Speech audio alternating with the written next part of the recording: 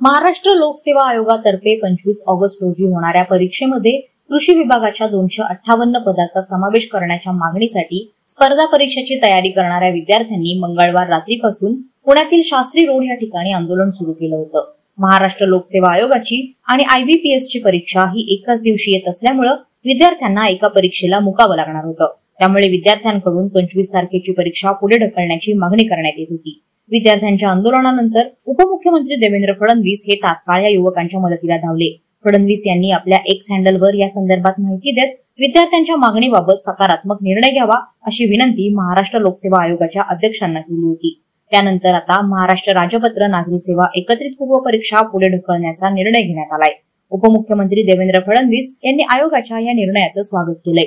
आयोगाने गुरुवारी एक बैठक घेतली, ज्यामध्ये 25 ऑगस्ट रोजी होणारी परीक्षा पुढे ढकलण्यात आली असून परीक्षेची तारीख लवकरच जाहीर करण्यात येणार असल्याचं सांगितलं।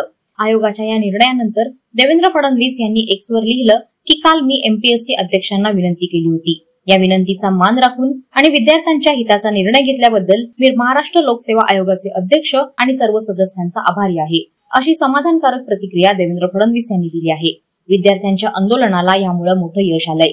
केवळ उपमुख्यमंत्री देवेंद्र फडणवीस यांच्या सकारात्मक विचारधारेमुळे आणि युवकांच्या समस्यांशी समरस होऊन तोडगा काढल्यानं विद्यार्थ्यांनी देवेंद्र फडणवीस यांचे विशेष आभार मानले।